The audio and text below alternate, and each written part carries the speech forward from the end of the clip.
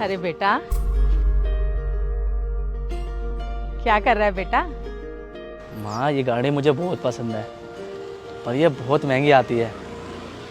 अभी मेरी इतनी औकात नहीं है कि मैं आपको साइकिल पे भी घुमा सकूं। पर देखना, एक दिन मैं ऐसी गाड़ी लूंगा। ये कब तक बचपने करते रहोगे यार तुम? तुम्हें पता है तुम्हारी इस करतूतों की वजह से मुझे कितना नुकसान उठाना पड़ता है? Sorry sir. क्या सॉरी यार, दिमाग को ठिकाने में रखा करो। मुझे पूरा भरोसा है बेटा, तू सचमुच एक दिन ऐसी गाड़ी जरूर खरीदेगा। Hey!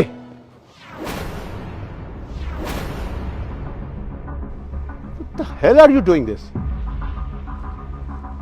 क्या कर रहे हो तुम? तुम्हें पता है कितनी महंगी गाड़ी है ये? और किस अपने की गाड़ी से बच के इसको टच कर रहे थे तुम? एक स्क्रैच भी लग गया ना, एक खरोच भी आ गई तो तुम्हारी पूरी जिंदगी चली जाएगी इसे ठीक करवाने में। चलो पीछे हटो, दबाओ। माफ करना साहब, गलती हो गई। चलो माँ। गलती हो गई, औकात नहीं है तुम्हारी इस गाड़ी को टच करने की, समझे तुम? ए साहब, बहुत हो गया तुम्हारा। हाँ, अरे कितनी देर से बोलते चले जा रहे हो? अरे बच्चे ने जरा सी गाड़ी क्या छू दी? कौन सी मैली हो गई आपकी गाड़ी? निहायत ही बदतमीज औरत हो तुम। एक तो गलती करते हो, ऊपर से बहस करते हो तुम। अरे क्यों ना करूं मैं बहस? मेरे बच्चे को इतना कुछ बोल रहे हो और मैं चुपचाप खड़ी सुनती रहूंगी? देखो ऐसा है, मुझे नहीं लगता कि तुम लोगों की इतनी औकात है कि तुम मेरे साथ बहस करोगे। चलिए दफा होइए यहाँ से। हाँ हाँ, जा रहे हैं। चल बेटा, किसके मुंह लगवा रहा है तू भी? चल चलिए, पता नहीं आ जाते कहां से कीड़े मकोड़े उठकर।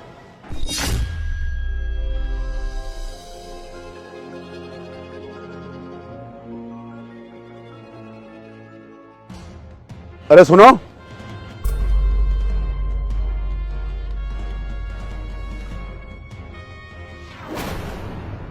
कोई जरूरत नहीं जाने की। अरे पहले इतनी बातें सुना दी, अब पता नहीं और क्या सुनाने के लिए बुला रहे हैं। चल तू। एक बार आओ तो आओ, एक बार। माँ तुम चलो।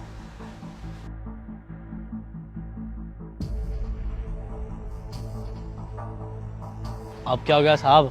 इतना तो सुना दिया आपने, और भी कुछ बोलना बाकी रह गया? आई एम सॉरी, पता नहीं किस बात का गुस्सा मैंने तुम लोगों पे निकाल दिया। आई एम सॉरी, मुझे माफ करना। कोई बात नहीं साहब, इसमें माफी की कोई बात नहीं।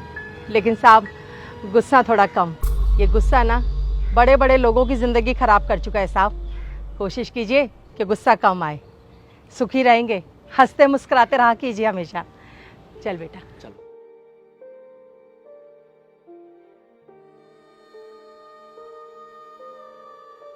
यार नितिन, हाँ जी सर। इन दोनों माँ बेटे को देख रहे हो? क्या औकात है इनकी, कितना कमाते होंगे? और हमारे पास ये गाड़ी है, इतनी कितनी गाड़ियां हैं, बंगले हैं, ये आलीशान ऑफिसेज हैं, लेकिन एक चीज की कमी है, जानते हो क्या? ये जो इन माँ बेटे के मुंह पे मुस्कुराहट थी, ये जो बेफिक्री थी, ये ना कभी मेरे मुंह पे आई है ना मेरे परिवार के मुंह पे। क्या वजह हो सकती है इसकी? सर, संतुष्टि। अगर कहते हैं ना किसी इंसान के जीवन में संतुष्टि आ जाए तो फिर तो उसके पास खुशी आ ही जाती है। और इन लोगों में क्या है कि संतुष्टि किस बात की है कि ये लोग एक दूसरे के साथ हैं, और साथ होने से किसी दुख तकलीफ़ का पता नहीं चलता। और देखा जाए तो अगर दुख तकलीफ़ आता भी है तो उस दुख में ही एक दूसरे के साथ हो जाते हैं, और साथ होने से बड़ा पहाड़ भी टूट जाता है, तो फिर दुख की क्या औकात। सर, ये लोग पैसे से ज़्यादा परिवार को अहमियत देते हैं, इसलिए ये लोग खुश रहते हैं। ये बात तुमने ठीक की नितिन।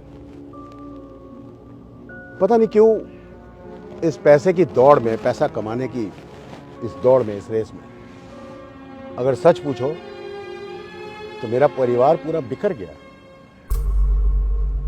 कहने को तो हम एक छत के नीचे रहते, लेकिन मैं जब भी अपने बेटे धीरज के साथ बैठता हूं ना, चाहे घर हो चाहे ऑफिस हो, मुझे ऐसा लगे नहीं कि वो मेरा बेटा है। मुझे हमेशा एक बिजनेस पार्टनर की तरह बैठता है वो मेरे साथ। नहीं, अब नहीं। पैसा बहुत हुआ, सुख बहुत हुआ। नितिन बाबू, अब ये खुशी, जैसा तुमने कहा, ये संतुष्टि कमानी है।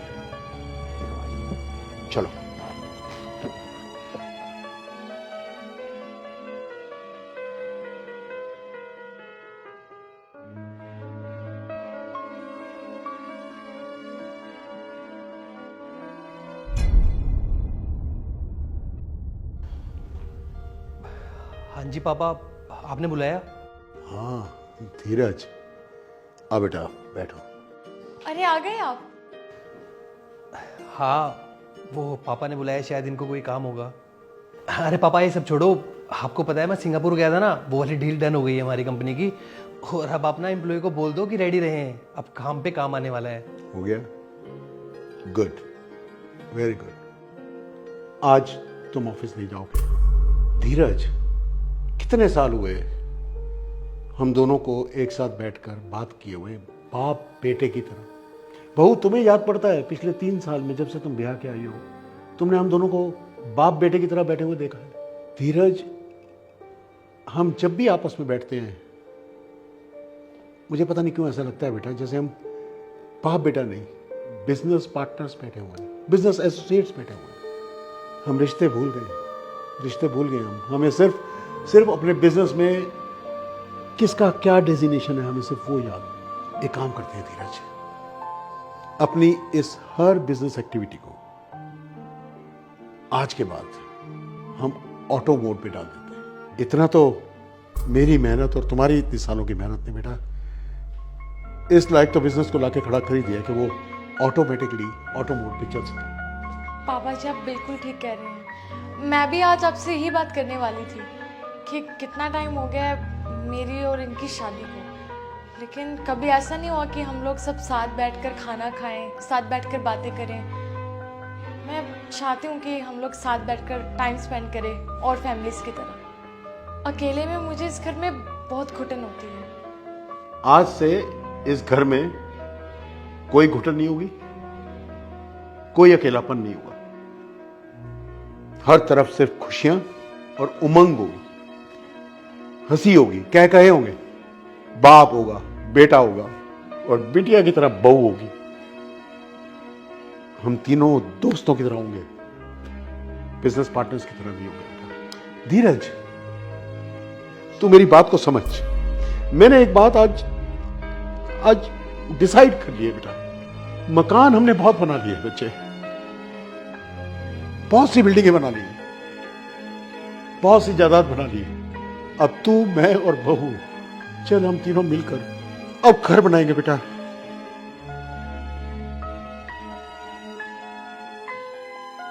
ठीक है पापा, आप जैसा बोलोगे मैं वैसा ही करूँगा। और आज तक घर में आपकी बात किसी ने ना टाली है और ना ही टालेंगे।